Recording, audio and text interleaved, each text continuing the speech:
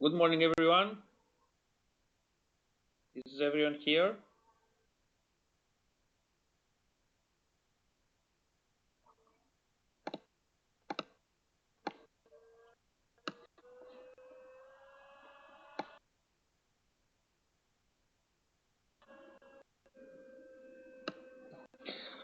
Okay, let's start with this session. It's called Implementation of Risk Assessment Methods and Examples of Use. Actually, what we intend to do today, and this is why I would like your attention, and your undivided attention, if I may ask so, is that we will cover a couple of issues regarding risk and how we assess risk and what are the methods to draft and figure the risks. And we will perform a case study that is relevant to the LNG and the port facilities in general. This is quite an abstract and very easy exercise. However, your contribution will be asked, and actually, this will also be part of this obligate the requirements of this course. It's not going to be a hard exercise, a hard case study. We will talk this through later on today. You'll just have to figure some things out, search around, first of all, in order to understand and see what's going on there, reply to the questions posed, and then this will have a pass-fail grade, this exercise, this case study. Now, said that, let's go and see a couple of things. Repeat, because some of them, some of those items, I think that you have already covered superficially with Professor Zanatos yesterday and with Theodore Styliadis yesterday and earlier today. We're just gonna recap some of them because you're gonna be needing them for this case study, for this practical exercise. And of course, a part of these ideas of these concepts, you're gonna cover them on Monday in full detail, and actually you will be covering the so-called formal safety assessment, the FSA assessment that IMO has put forward. However, just for you to understand the concepts of risk management, the principles actually of risk management are quite similar. The underlying notions are the same, no matter if you're talking about a vessel or a port facility or a truck or a logistics facility or whatever. So the other underlying notions are quite the same. It's only the description of the risks that differs from one context to another, from one case to another case, or from one environment to another environment. And this is what you are asked, and you will be asked, especially in your professional lives later on. You will be asked to assess. Now, said that, as I said before, the underlying notions are the same, and the mathematics and the quantitative and the qualitative assessment and approaches are quite the same. So, let's go on. Let's move on a bit forward because we're going to have a full day today. Now, I will be using the guide to the project management, which is one of, I think it's one of the best references to guide you through different projects that you will be managing. And also, it has a complete set of tools and principles on how to manage projects, to manage activities, to see things from a different perspective. Nevertheless, it's only one of the millions of references out there. Those of you that will go on and will deal with, will operate in a company and be responsible for risk management, you will have other references too, like IMO's references, the ISM guide or the ISPS guide. Of course, the ISO different sets of standards really apply to all of the different activities in the shipping value chain, and of course on the LNG value chain. So there are quite many references out there, so you can just pick and choose whatever you want or whatever is pertinent with your daily activities. Nevertheless, we said before that the principles, the underlying principles, are quite the same throughout managing a project or managing an activity or managing a company or managing quite much everyday life at the end of the day. Now, in this area, when managing a project, actually you have different sets. You have the integration management, scoping management, time management, cost management, so on and so forth. And we also have risk management. In order to in order to develop a successful risk management approach, first of all, you have to develop a risk management plan, which will cover, of course, fields like identifying risks, performing qualitative and quantitative analysis, plan risk responses in case a risk comes up, a hazard comes up, and in this case, the tangible deliverables that you will be asked to submit would be the risk management plan, a risk register maybe, or a risk response plan. And in this respect, you will be asked to perform training events and training sessions to the rest of the personnel in the company that you will be working for, or the organization that you will be working for.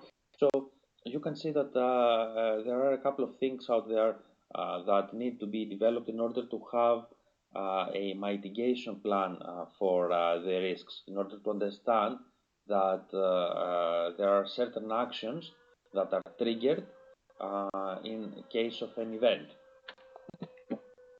Now, why is project risk management and risk management in general important?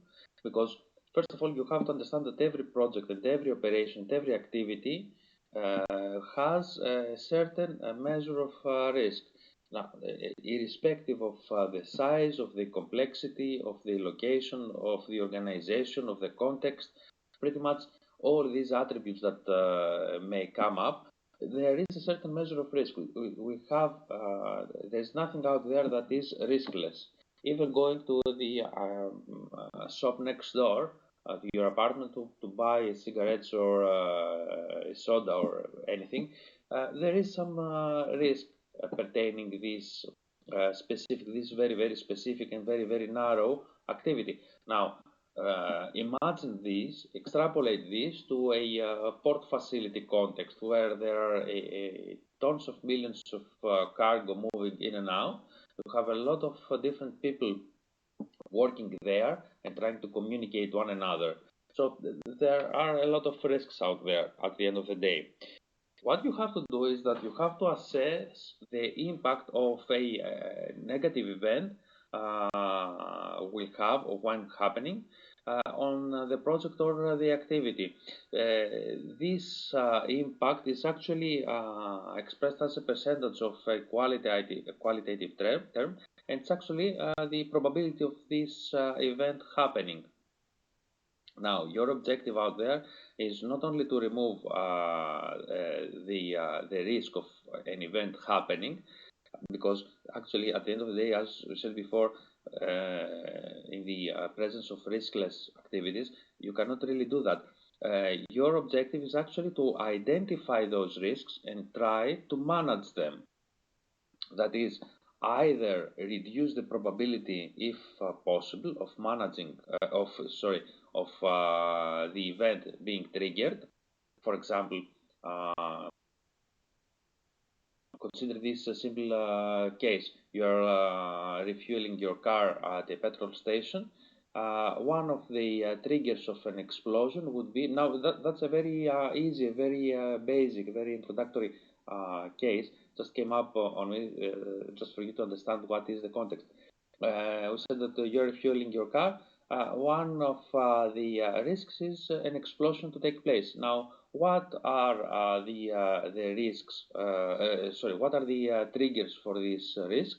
The trigger might be speaking on your phone close to the refueling station, or smoking close to the hose, triggers like that. So how you reduce this risk? First of all, you try to put away, to move away all those speaking on their phones, or prohibit entirely all those smoking near the hose. So these are your actually your objectives to reduce the risk there. Now, risks on a project or on an activity can be a good thing, because it alerts people or keeps people alert throughout this activity. However, you have to consider that this will only be the case if those risks are managed appropriately. Now, for example, in the previous case, we said that we have to prohibit the smoking near refueling, the hose of refueling entirely. Now, the personnel should be in the refueling station, should be trained in order to pinpoint anyone smoking and try to discourage him, or to kick him out of the refueling station if someone wants so badly to smoke. Now, as you can understand, this keeps people alert and increases the level of awareness, of environmental awareness in this context. And as we said, this is a good thing to happen. Now, the main objectives of risk management now are to increase the probability and the impact of positive outcomes, and decrease the probability and the impact of negative outcomes. Now, risk management or firefighting, well, depending on which side of Europe you're working on, you might be dealing with either one or the other. Well, risk management is, as I said before, managing the risks, or firefighting is, well, trying to resolve the consequences of an event that took place. This is actually called crisis management, which is the opposite of risk management, of good risk management. And this entails all the actions when you are trying to find out what the problem might cause after it has occurred, instead of actually planning for all the relevant issues quite in advance. Now, what is risk? Risk is a function of the likelihood and the impact. An event, if it occurs, will have a negative impact on one or more of the project scoping, on the time, on the cost, on the quality, on the resources, and many other items, personnel, so on and so forth. So, in this case, what we are trying to do is that we are trying to reduce the negative impact, the negative consequences on these items. Now, risk utility. Risk utility is the organization's approach to risk management, which is driven by the risk utility, or that is the tolerance for risk. I mean, how much risk is the company willing to accept in this activity? Or put it in another way, what are the costs that the company is ready to undertake in order to reduce the risk? Or what are the costs that the company is willing to pay after the risk has happened? So you can see different perspectives on the risk utility. It depends on the activities, on the type of company, of the type of the management approach, so on and so forth. For example, there are companies that usually say we have a zero tolerance attitude towards risk in general. In order to claim that, well, of course, you can easily claim that, but in order for you to claim that, you have to take all the different measures that are needed in order to reduce the risk into a zero probability. You cannot really say that I have a zero tolerance on risk, but on the other hand, not performing any auditing activities or not training your personnel or not acknowledging or making aware of the different risks that entail in its activity. So each company has a very different profile there. Now, risk utility or risk tolerance is the amount of satisfaction or pleasure received from a potential payoff. Now, we're going back to economic terms, uh, like the expected monetary value or the decision trees. We're going to see a glimpse of those later on. Said that utility rises at a decreasing rate for a person who is risk averse, and the other way around, the exact opposite, is the case for a risk seeking person. In the former case, in the risk seeking person, there is a higher tolerance for risk and the satisfaction increases. It's like gambling. The risk averse person will not gamble because he doesn't want to lose any money. However, the risk seeking person will start gambling because he gets a lot more satisfaction from all the gains that he will have.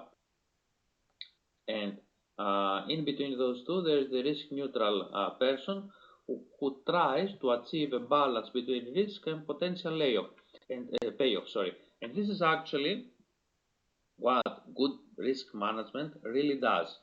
At the end of the day, you cannot be too risk seeking because you're gonna, as the say where I come from, you're gonna meet your luck eventually, unfortunately, and you cannot be too risk averse because it's too expensive at the end of the day. So you have to have this trade-off between those two, being risk averse and be risk seeking.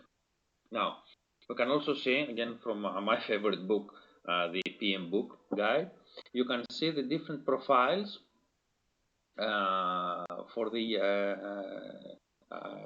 the risk-seeking or the risk-averse, the risk utility in general persons. By the way, although this may may look like quite elementary, these are actually the three types of graphs that you're gonna meet throughout. Basically, you're gonna be meeting throughout your life, and you're gonna be using, especially if you are a consultant in this domain. Now, the risk averter, sorry, is on the first case when the utility rises and the outcome rises. Then there is a certain level beyond which the risk averse person is not willing to undertake the risk or to pay more.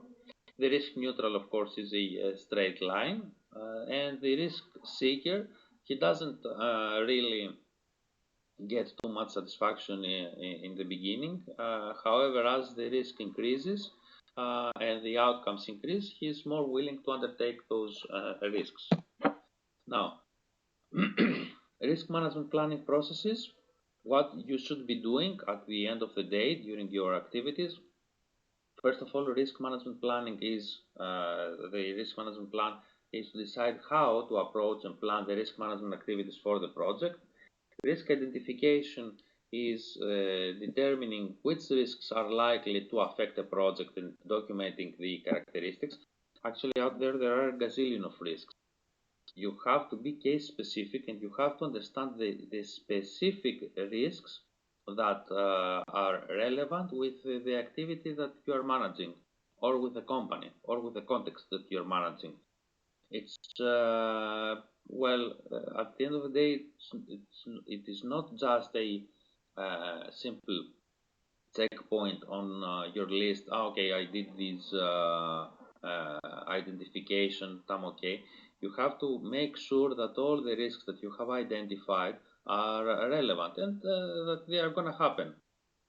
even with a small probability, they're going to happen. It doesn't really matter to identify risks that have a 0% probability, or the mean between failures is quite low. You have to start identifying, you have to start your risk management activity by identifying all the relevant risks and actually identify all the major risks that pertain this specific context. Then you're going to have to perform both a qualitative analysis and a quantitative analysis. The qualitative, well, it's easier. It's you can facilitate this sort of analysis with other means of analysis with relevant stakeholders. It's easier to discuss with them. You can put a grade, a general grade like low, medium, high, or low, medium, low, or zero, whatever.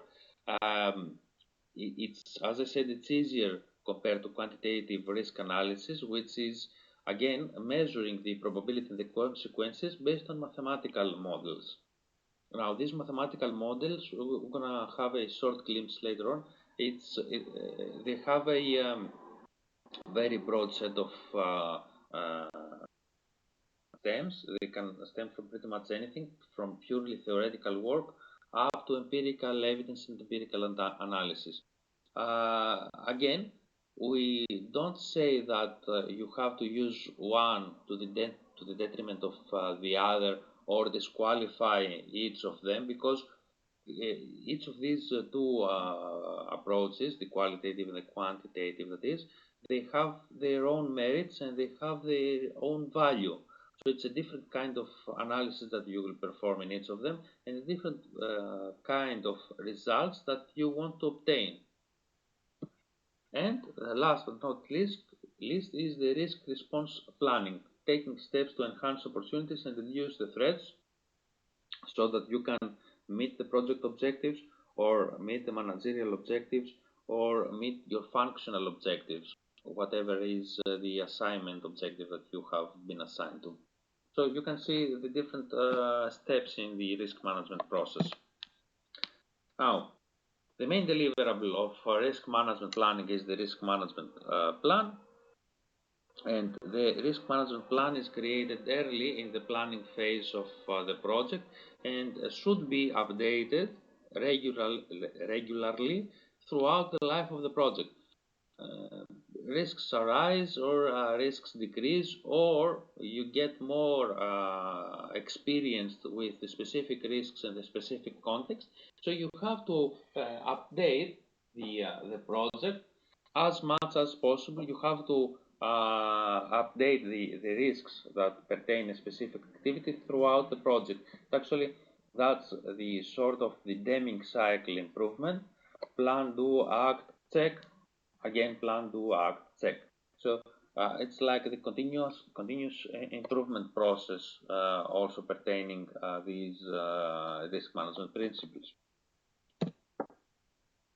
Now, risk identification. The first step is to identify as many risks as possible for the upcoming project or activity, with the knowledge that you can never see them all. So you know that in the first instance, you will not be aware, or you will not know all of the different risks, but you will start coming up with specific risks. Now, risk identification is, as we said before, is a continuous project. It's not a one-off. Just put the risks on the register and that's it. We are finished. You should do it regularly, and you should also call and ask your colleagues, or the personnel that are hands-on doing these activities. They should be regularly asked to give their feedback. Is the risk correctly addressed? Is the risk correctly identified? Are the consequences, the impact of the risk correct? Should we make any amendments? Are there any additional triggers that have triggered the risk? Or are there any other consequences that we have not yet identified, or are these consequences correctly identified? And come again, is the approach to either massage the risk or to come by of the consequences, the mitigation plan that is, are the correct ones, or should we amend it and to produce something differently or approach it on a whole different way? And last but not least, on this continuous process, of course, there is also technology. Technology keeps on changing, and today you start with a specific technology outset, but then in a couple of years' time, technology has changed, and you have to approach from scratch the risk mitigation. Case in point has been in the last 5 years the online backup, the cloud backup of systems. One of the most regular risks that you're gonna meet throughout your career is gonna be the information losses.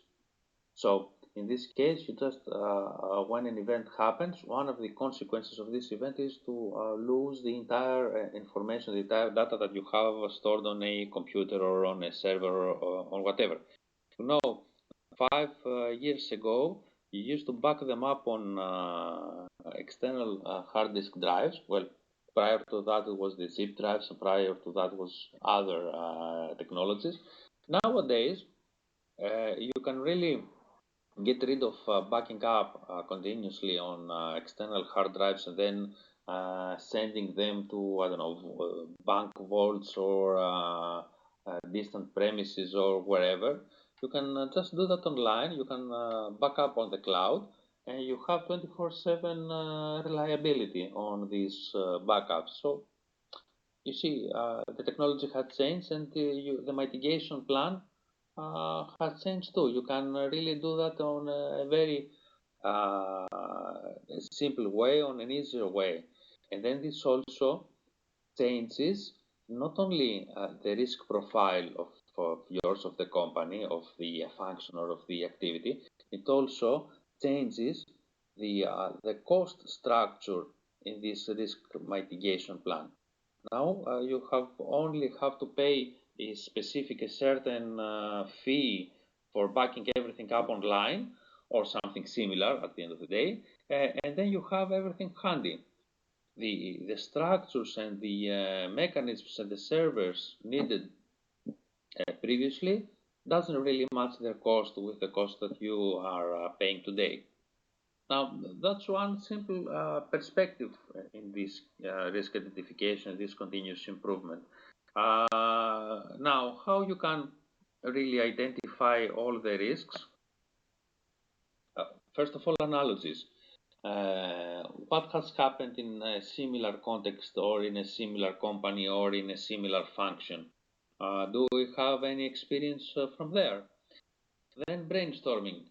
As we said before, sit everyone together, all the personnel or the employees of the company, and start discussing what's happening or what's going on and what the risks might be, the dangers might be. Interviews, both internally and externally in the company. Delphi techniques. Delphi techniques is a more structured brainstorming, SWOT analysis, and other types of analysis. Similarly to this one, there are pretty much a gazillion of methods out there. These are the most commonly used. And actually, brainstorming and interviewing are the most common of them all. Why? Because they are simple, because they have the minimum cost to bear, and because everyone really knows them how to perform and can go out there and perform them. Now, where you can look for risks? Well, there are a lot of different areas where risky operations or risky activities and dangers might come up and hazards might come up. User involvement is on top of our list. Executive management support, clear statement of requirements. Of course, you have to be quite clear to what your objectives are. Proper planning, realistic expectations, smaller projects and smaller activity milestones, competent staff, ownership of the specific sub-activities, who is the actual owner and who is the actual responsible for this activity, clear visions and objectives. Hard-working, focused staff is also a case in point. You can go out there and ask them what is their perspective, their opinion of anything. Now, some broad categories of risk. First of all, human resources internally in the company, so the employees in your company.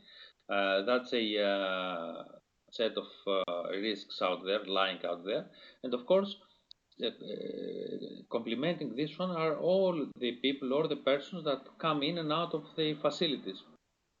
For example, a relevant case in this one is the container port complex, where you have the internal HR, the people, for example, driving the straddlers, and then you also have the drivers, the truck drivers that come in to load the container or to unload the container, which are also susceptible to producing risks, to to triggering events, to triggering dangers.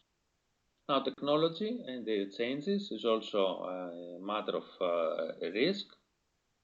New technologies, for example, might reduce or increase the risks, or might produce confusion to the personnel and then increase indirectly the risks. Quality and performance issues. For example, if you don't have a very good quality, there is a risk out there lying in order for you to improve quality. Is that inherent, or is that inherent in the process that is, or is that relevant to the specific operator? Customers, of course, vendors, management, funding, political issues or legal issues, complying with the legal context that is, market forces, and the list could go on talking and discussing for hours.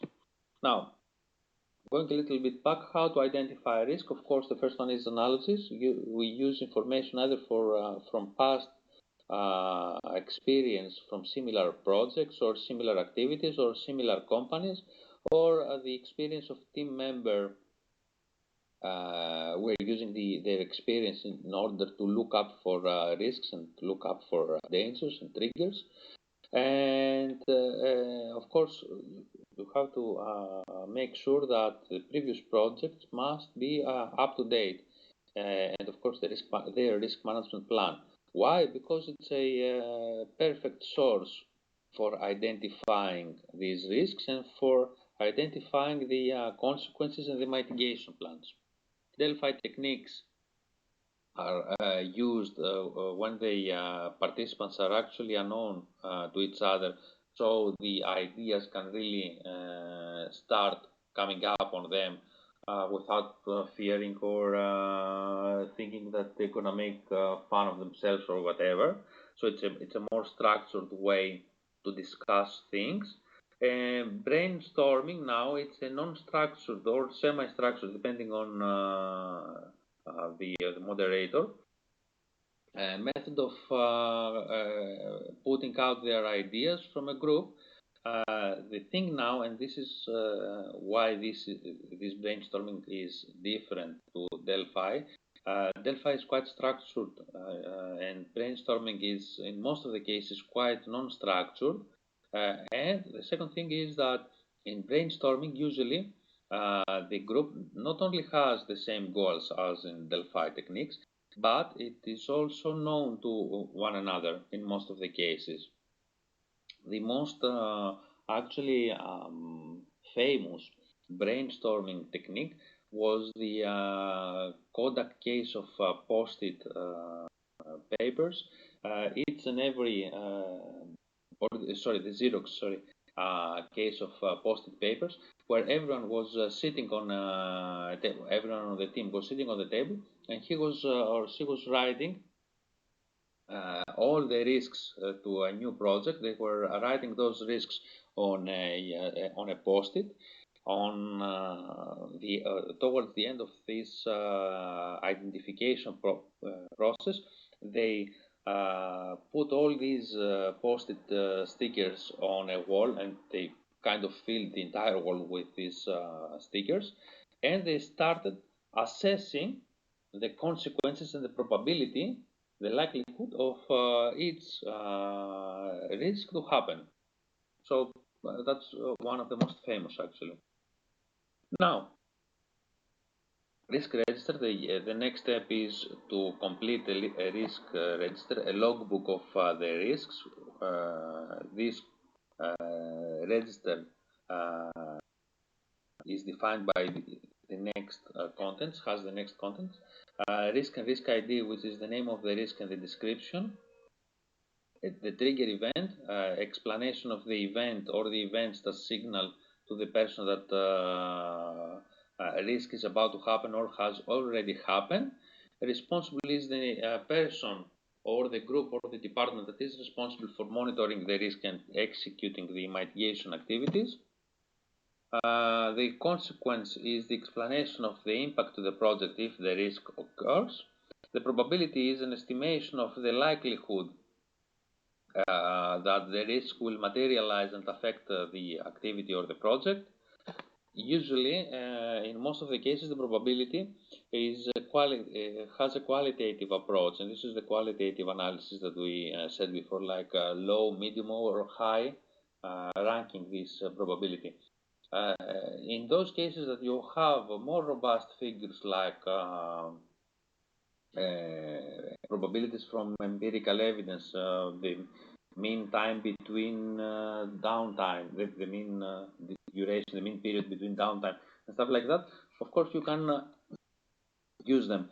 It all depends on you, how complex you will make your model, and how complex you wish to have your model. Last but not least is the mitigation, the explanation of the strategy being used to lessen the chances of the risk will occur. Now, qualitative analysis, it's actually subjective, a set of subjective methods for qualifying a risk in terms of impact and probability of occurrence. It usually involves a method which can be done quickly in a short period of time with few resources.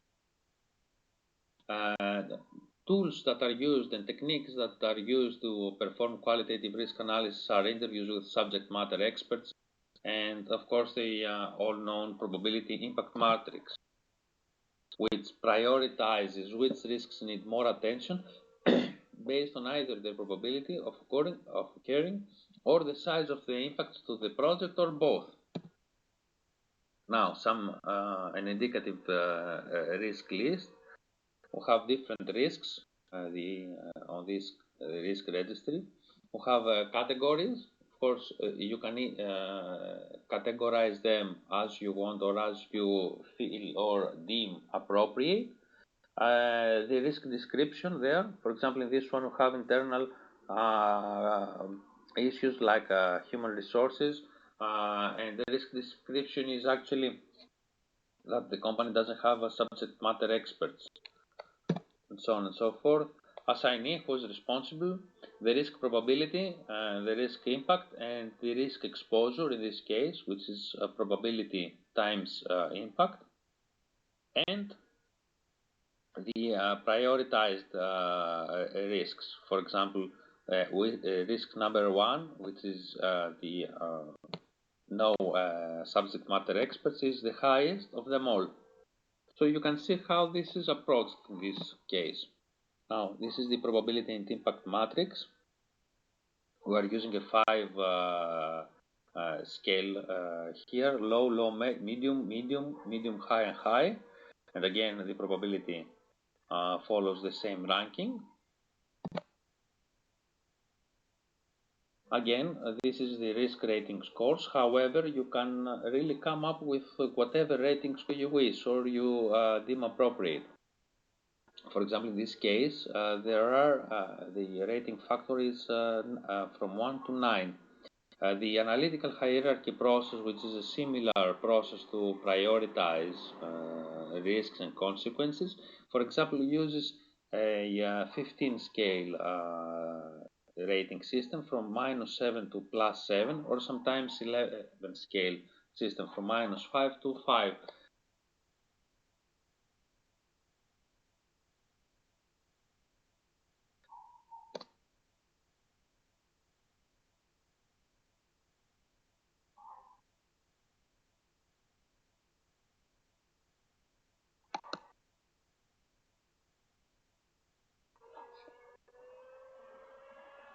Okay, guys, can you hear me?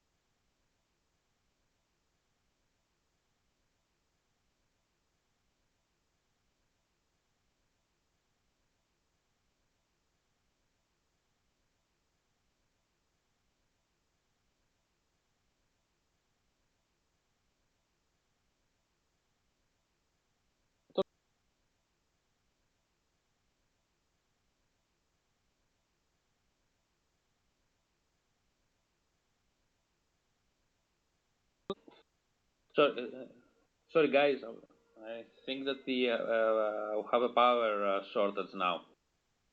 Okay, thankfully we are about to finish in a second. Okay, Thano, thanks. Yeah. Sorry, guys. So let's try to finish as soon as possible. Now, the quantitative risk analysis estimates the impact the risk may have on a project as well as the probability, but based on mathematical or statistical techniques. You can use those techniques in order to model the behavior of a particular risk.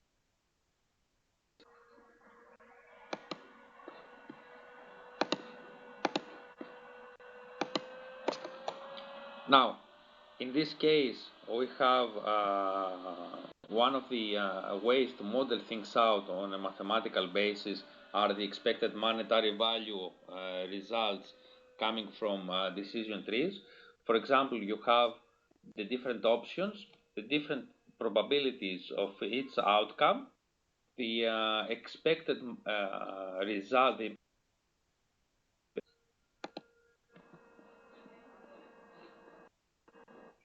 Yeah, sorry, guys.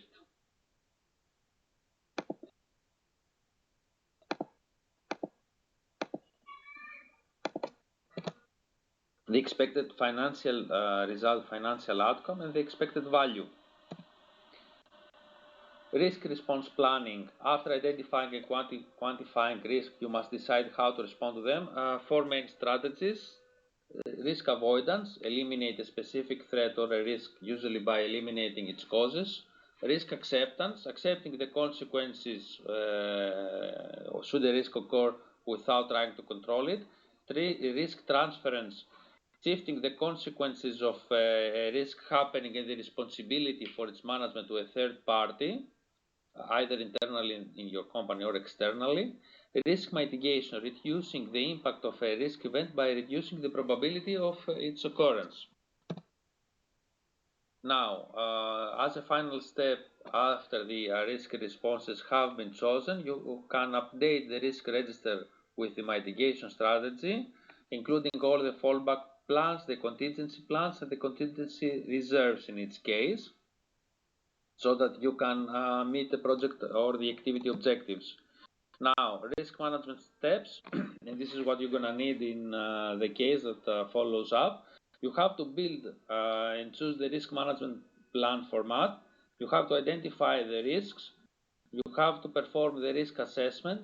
Then you have to complete the risk register and complete the risk management plan, including the budget, the schedule of activities, and any specific tools that are needed.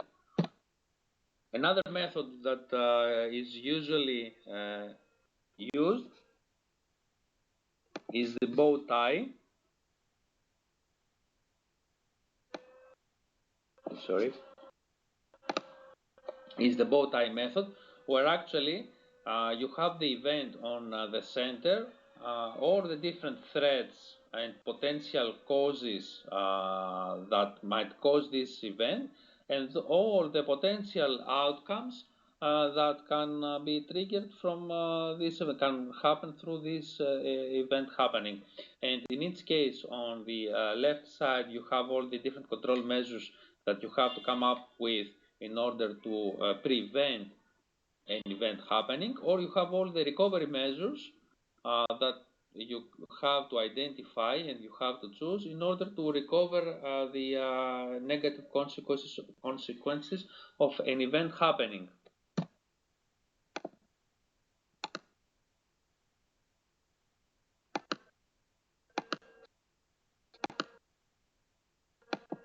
Now, case study time. You can download the file from this address here. Just put it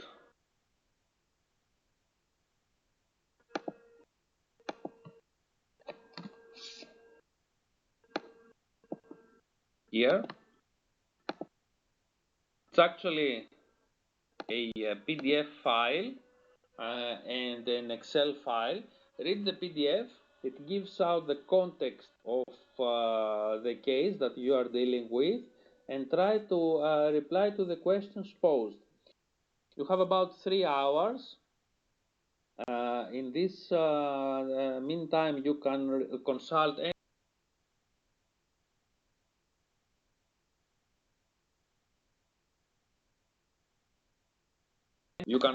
any source you want, or a book or internet or whatever. You can discuss one another, send a message or raise your hand or chat or whatever. And you can also raise your hand or send me a question. You know my email. It's actually igk, it's over here. It's igk@unipi.gr. Let me repeat that. It's igk@unipi.gr. I'm also going to write it down.